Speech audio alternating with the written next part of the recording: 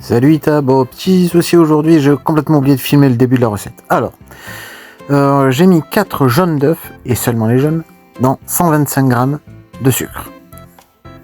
Voilà, j'ai commencé avec ça. On va maintenant les battre au batteur électrique. Pourquoi au batteur électrique? Parce qu'on veut qu'ils blanchissent. Et croyez-moi que si vous le faites à la main, vous en avez pour un long moment. Donc là, je monte mon batteur pour vous expliquer ce que c'est qu'un batteur électrique, même si vous le savez déjà. Et on se retrouve à la fin. Voilà, là on me voit touiller, ça a blanchi. Bon, maintenant que ça a blanchi, on va rajouter 125 g de beurre mou. Mou, pas fondu. Vous sortez le matin et vous faites la recette vers midi ou en début d'après-midi, ce sera parfait. Voilà, on incorpore bien. Quand c'est bien incorporé, on rajoute la vanille liquide. Donc, une cuillère à soupe, ça suffit largement. Et on recommence. On touille. Une fois que c'est bien mélangé, on va rajouter la farine. Donc la farine, on va la rajouter en plusieurs étapes. Il y en a 250 g.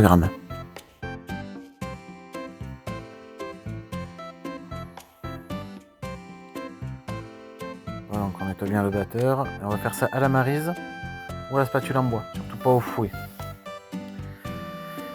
Une fois que c'est nettoyé, on attrape la farine et on la versera petit à petit. Donc une première fois, on touille. Voilà.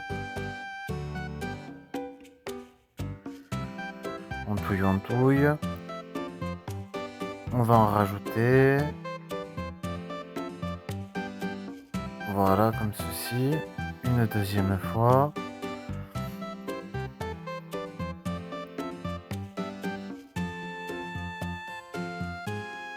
Voilà. Et une fois qu'on a tout mis, on obtient cette espèce de pâte qu'on va mettre dans du film alimentaire. Donc on la met dans du film alimentaire comme ceci. Voilà. On n'hésite pas à s'aider les doigts pour bien nettoyer la spatule. Voilà. Et on va garder cette préparation pendant 2 heures minimum au frigo. Le but du jeu est qu'elle soit assez dure à travailler par la suite. Donc on n'hésite pas, si on peut la préparer le matin pour la travailler l'après-midi, c'est tout aussi bien. Ou la veille au soir pour le lendemain, c'est parfait. Voilà, donc on fait une jolie boule. Là vous êtes en train de me voir galérer avec ça, tranquillement. Voilà, hop. Et allez, un petit boudin.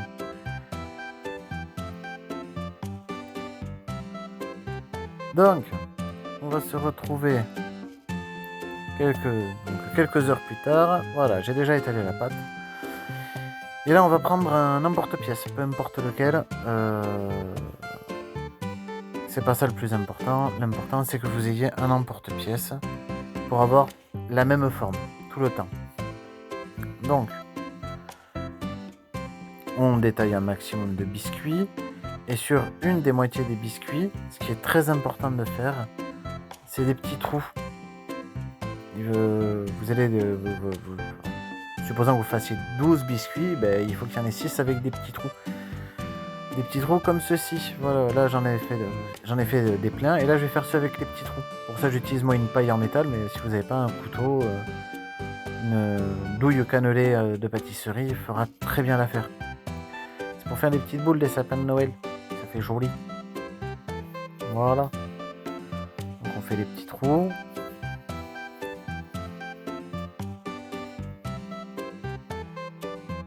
Voilà.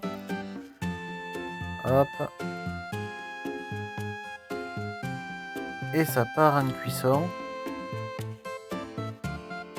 Donc je refais mes petits trous qui sont pas bien percés.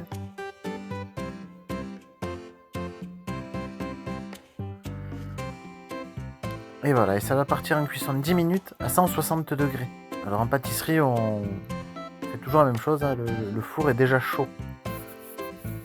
Une fois vos gâteaux cuits, vous les laissez bien refroidir et vous étalez soit du Nutella, soit de la confiture, ce qui vous fait plaisir, sur les gâteaux pleins. Les gâteaux à trous, eux, vont servir juste à... Voilà, on les met dessus. Et comme ça, on a des jolies boules de Noël. Ah, zut, il s'est cassé celui-ci. Test qualité obligatoire. Tant pis.